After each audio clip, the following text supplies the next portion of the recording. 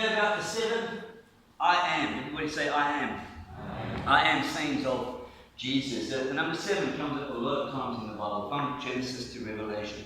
Right in the beginning, Genesis, we see the creation week. God created the earth and the heavens in 6 days, and He rested on the 7th day. And then in Leviticus and Numbers and Deuteronomy, we see the 7th feast of the Lord. God gave 7 festivals to Israel to adhere to and prescribe to. Even the one time I had a sermon on the high priest. You remember that I dressed up royally as a high priest, and each one of those items, there was actually 7 of them, and they all pointed towards Jesus Christ. Who can forget Jericho? Joshua, when he conquered Jericho, there were 7 priests blowing 7 trumpets, walking around once a day for 7 days. On the 7th day, they walked around how many times? 7 times. Yeah, amazing, isn't it? And then in the New Testament, you get 7 Marys. In the book of Acts, it talks about 7 deacons that were taken to oversee the things of the church. While the apostles went on and preached and tried to win souls for Jesus, deacons were in charge of taking care of the church issues like the orphans and the widows and things like that. There you see Stephen in the middle. And by far, out of all the books in the Bible, the number 7 gets repeated so many times in the book of Revelation. Notice these things. There are 7 churches, 7 letters, 7 spirits, 7 lampstands. Stars, seals, horns, eyes, angels, 7 trumpets, 7 thunders. 7,000 people, 7 heads. 7 crowns, 7 plagues, golden bowls. Yields, kings, and last but not least, 7 last visions. It's mentioned 54 times in the book of Revelation alone. The number 7, it comes across in about 735 times. So it's a pretty important number. The number 7, in biblical numerology, which is like the understanding of what the numbers mean, it actually means perfection or completion. And it comes from Genesis, from the creation. God created the heavens and the earth in 6 days, and He rested on the 7th day. It was complete, it was perfected. So that's what it means. In the Gospel of John, that's what we're going to focus on today. In the Gospel of John, Jesus repeats a certain phrase 7 times. And every time He repeats this phrase, He adds another layer or level to His character, so we can get to know Him more, so we can understand more of who Jesus is. So ultimately, we can love Him more and worship Him more. So if you have your Bible, you're going to turn to John chapter 8 in the New Testament. We're going to turn to the Gospel of John chapter 8 as we read about the certain phrase that Jesus repeats 7 times as we consider the 7 I am sayings of Jesus. Your father Abraham rejoiced at the thought of seeing my day. He saw it and was glad. You are not yet 50 years old, they said to him, and you have seen Abraham. Very truly I tell you, Jesus answered, before Abraham was born, I am. At this they picked up stones to stone him, but Jesus hid himself, slipping away from the temple grounds. Before Abraham was, I am. Everybody say, I am. That's going to be your key word for today. If you didn't notice that, I am. In the story, the Pharisees are talking to Jesus, and they get into a bit of a dispute, because Jesus was talking to them and saying that Abraham rejoiced to see this day that I will be the Messiah, and I'll be preaching and teaching and healing people. The Pharisees were confused because the way Jesus phrased it was, it actually almost as he was saying him and Abraham were buddies. And that's impossible. Abraham died 2,000 years ago. So they were confused. They looked at Jesus and said, are you mad? You're not even 50 years old yet. He was 33 at the time. You're not even 50 years old. How is it that you saw Abraham, who was long dead, thousands of years ago? And with this, Jesus actually replies and says, very well, I say to you, before Abraham was, I am. And what he was saying there initially was, he existed at the time of Abraham. That's what he was saying. He was saying, before Abraham was even there, I existed already. But then he could have rephrased it. He could have said, before Abraham was, I was. Because that's not more grammatically correct. But he didn't. Jesus said, not only did I exist before Abraham, but he said a specific phrase. He said, before Abraham was, say it with me, church, I am. And what did they do?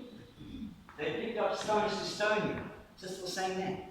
Imagine that in class, if you stand up and say something wrong, and all of a sudden all the people pick up stones when you stone you. That's what happened. He just said something. He said, I am. All of a sudden the Jews picked up stones, wanted to stone him. Why did they do that? It was a simple phrase. It was because that phrase, I am, belonged to God and God alone. It was actually the very name and title of God. And this goes all the way back to Exodus.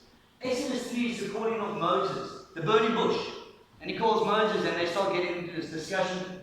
And this is what it says in verse 13. Moses said to God, suppose I go to the Israelites who were in Egypt, and say to them, the God of your fathers has sent me to you, and they ask me, what is his name? What a beautiful name. What is his name? Then what shall I tell them? God said to Moses, I am who I am. This is what you are to say to the Israelites. I am has sent you. Isn't that beautiful? So from Exodus chapter 3, way back in the time of Moses, the Israelites knew that I am was the name of God and God alone.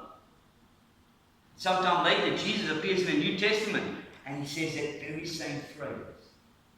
He didn't say before Abraham was, I was. He said before Abraham was, I am. And that's why they picked up the stones, because Jesus was committing the cardinal sin of blasphemy. He was equating himself with God. And that was punishable death. Go to Leviticus, if you blaspheme the name of the Lord, or you equated yourself with God and God alone, then it was punishable death. So they picked up their stones, wanted to stone him to death right there and there, finish it all over, because Jesus was saying that he is God. And he is God. And you know what? It's not only this time he says it. Throughout the book of John, 7 more times, he repeats this phrase, I am. And every time he says it, he adds something, a connection to himself, so we can get to know Jesus a little bit better. And hence, as you see in your bookmark that I made, Compliments of Me, downloaded from the internet and laminated by me, there we go. You'll see we're going to go to those 7 phrases of Jesus. The first one he says is, I am the bread of life. In John 6, Jesus says, I am, again, that same phrase, I am God, the self-existing one, the self-eternal one, I am everlasting, I am the bread of life. He who comes to me will never hunger. It's funny, Jesus said this after he fed the 5,000 men without women and children.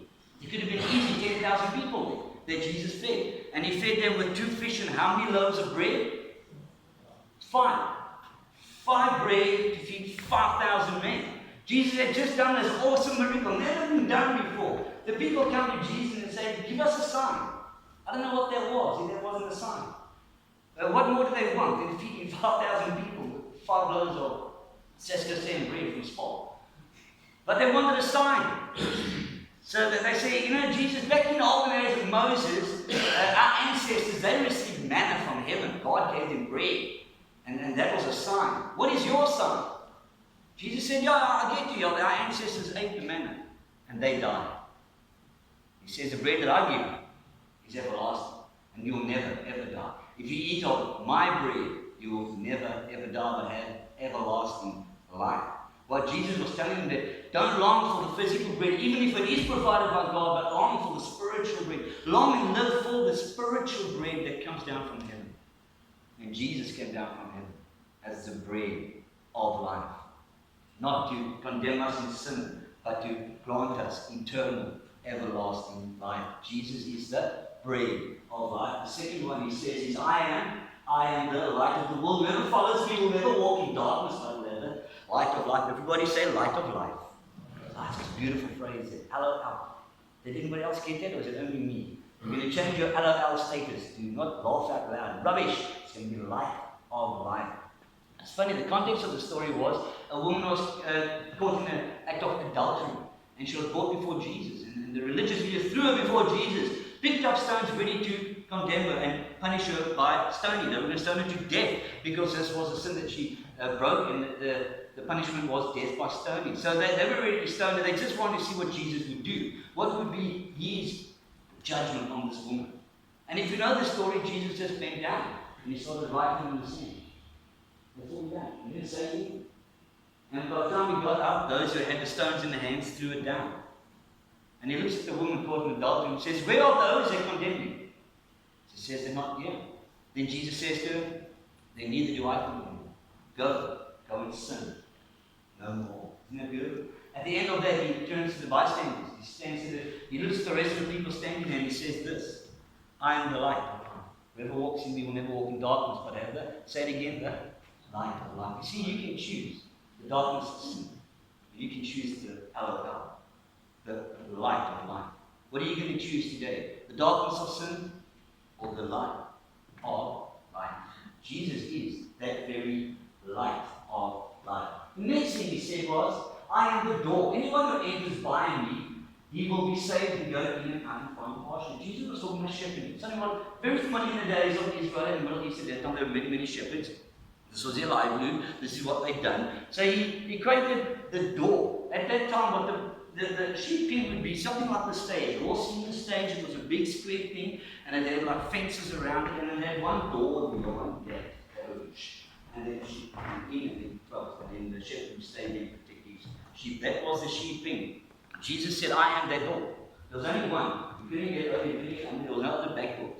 There was only one door. He says there's only one door, and he will be saved. You see that? He said there's only one door to be saved. That the world will teach you that, no, there's many doors to God. You can believe in Islam, and you can get to God. You can believe in Buddhism and Hinduism, and you'll still get to God. You can believe in Scientology and all these other sects and cults, and you'll still, that's rubbish. There's only one door to God. And his name is Jesus Christ. Amen. Jesus was saying, I am the door to be saved, man. No matter what you've heard, no matter where you've come from, there is only one way to be saved, and I am that door to salvation. So Jesus carries on and he says, I am the good. Notice the verses, John 10:9, 10:11. Just 2 verses later, Jesus says, I am the good shepherd. The good shepherd lays down his life for the sheep. I love this one because it always reminds me of Psalm 23. The Lord is my shepherd, and Jesus is our good shepherd. Jesus is still with the idea of shepherding and looking after his sheep. And you know, the sheep, by definition, are not really high up on the animal kingdom. You know, you get the lion and the bear and the wolf and all these things. Sheep are like really, really low down, aren't they? Because someone once said the sheep are dumb, defenseless, and directionless.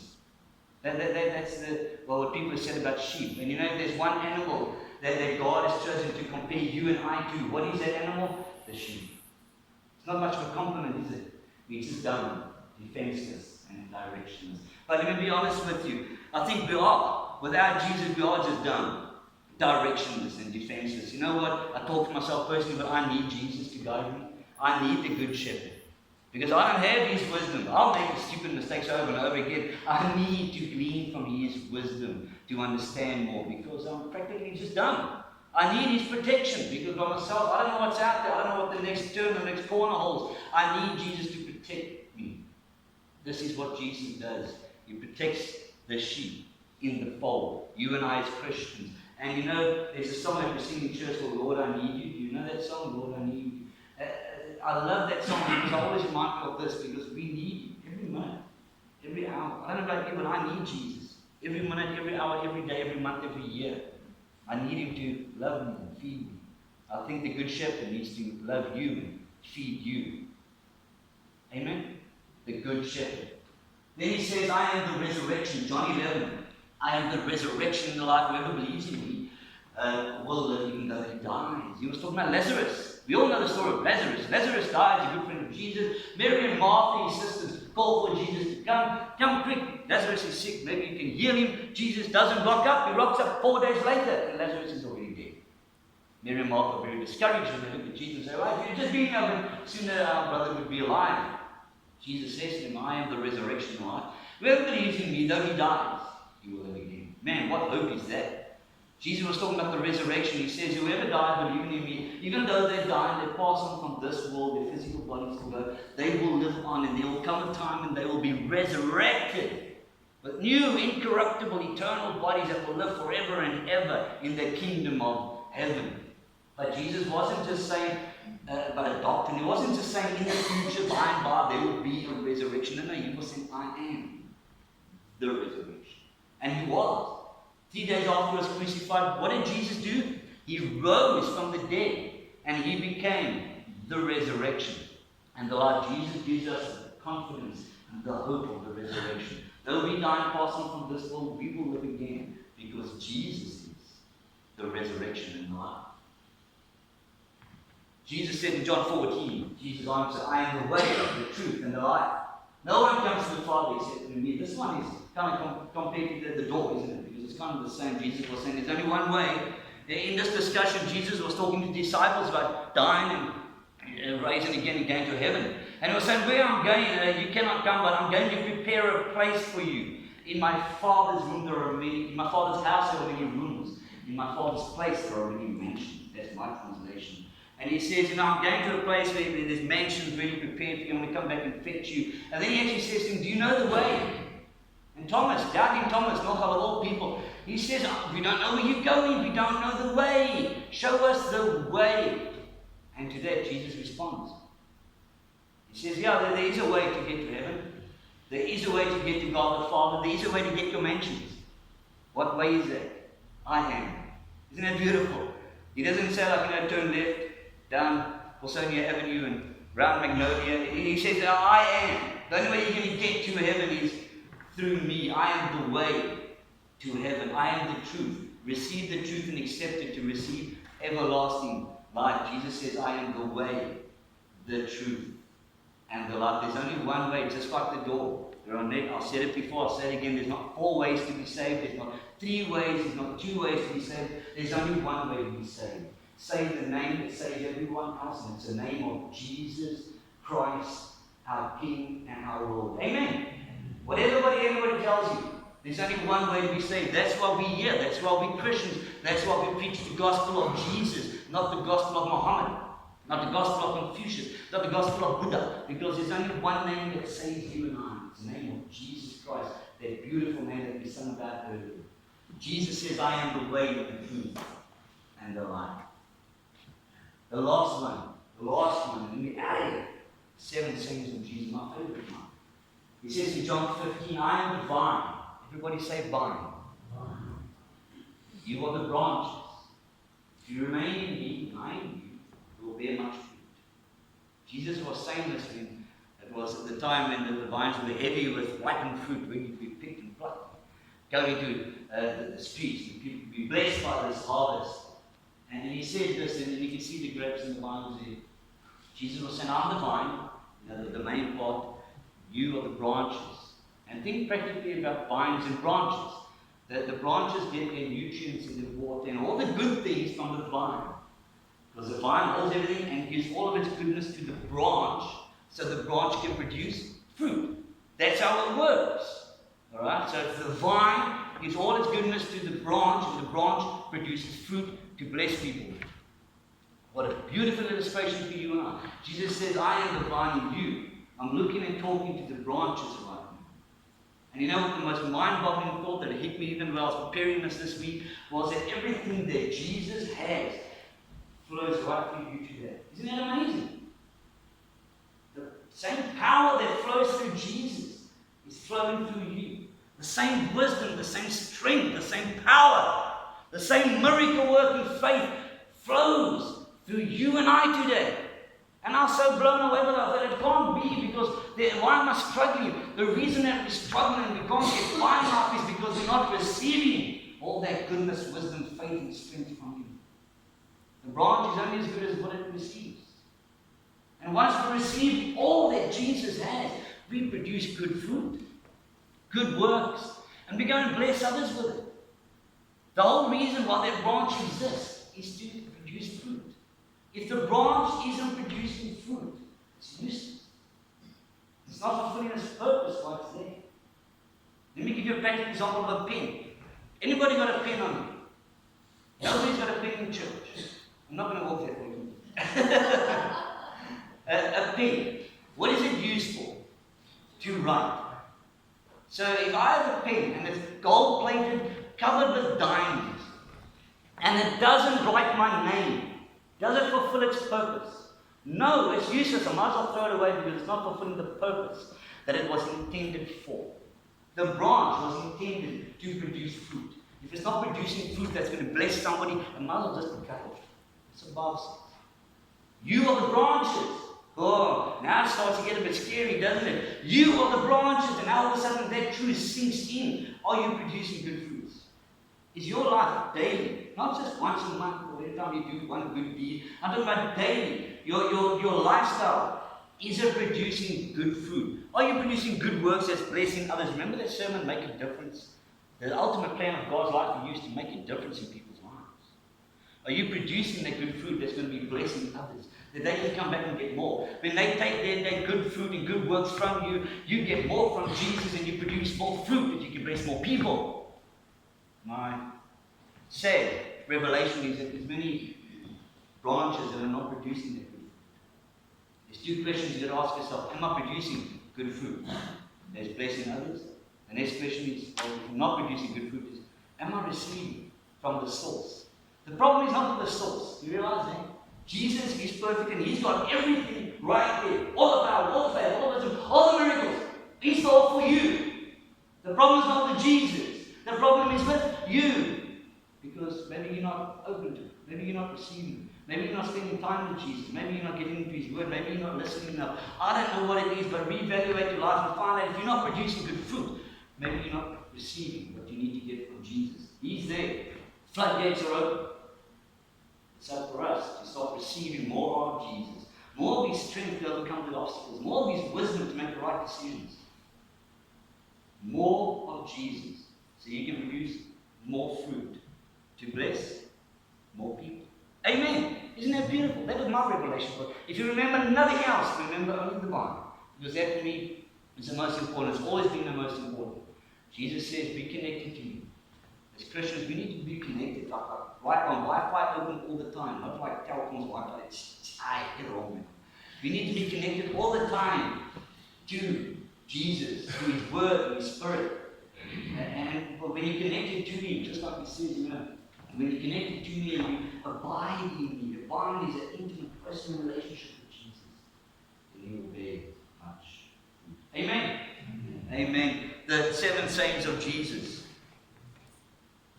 I am the bread of life that nourishes the soul. I am the light of the world that you will be guided in paths of righteousness. I am the door of salvation. I am the only door. I am the good shepherd that leads and feeds and loves His flock. I am the resurrection and life. We have the hope and confidence that Jesus is the resurrection. He rose from the grave, so we will one day receive that immortal, incorruptible body. I am the way and the truth and the life. There is no other everlasting life that we'll get besides the name of Jesus, the only way. And as I said, the penny coming right at the top, the cherry on top of the 7 I am statements of Jesus.